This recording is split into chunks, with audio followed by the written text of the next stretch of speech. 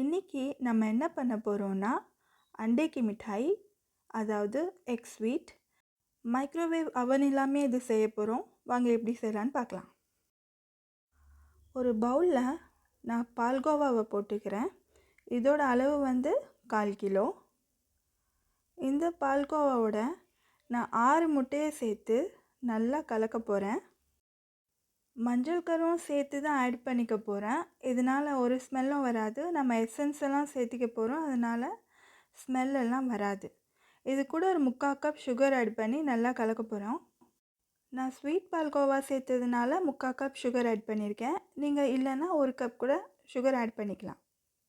அடுத்து 1/4 கப் பாதாமை ஊற வச்சு தோல் உரித்து நல்லா பேஸ்ட் பண்ணி வச்சுருக்கேன், அதுவும் ஆட் பண்ணிக்கலாம்.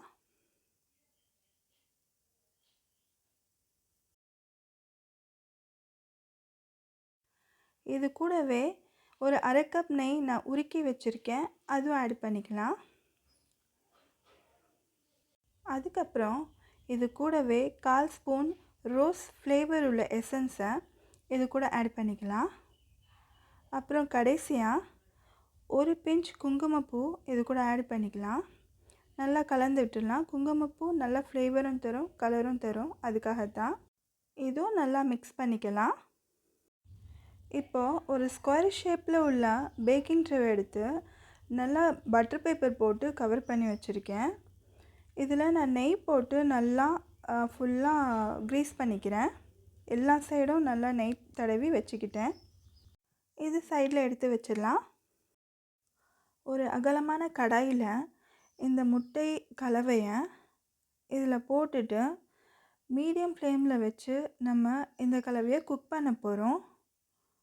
கொஞ்சம் திக்கான கன்சிஸ்டன்சிக்கு வர வரைக்கும் இது நம்ம குக் பண்ணணும்.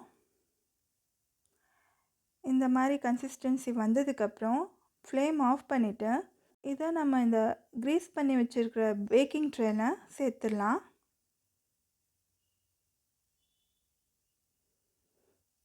மைக்ரோவேவ் அவன் இல்லாமல் ஒரு கடாயில் பேக் பண்ண போகிறோம்.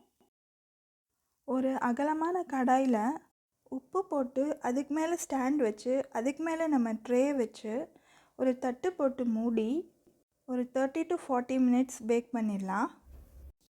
40 மினிட்ஸ் ஆயிடுச்சு. இதை ஓப்பன் பண்ணி பார்த்துடலாம். ஒரு டூத்பிக் வச்சு குத்தி பார்த்தோன்னா அதில் ஒட்டாமல் வந்துச்சுன்னா இது வெந்துருச்சுன்னு அர்த்தம்.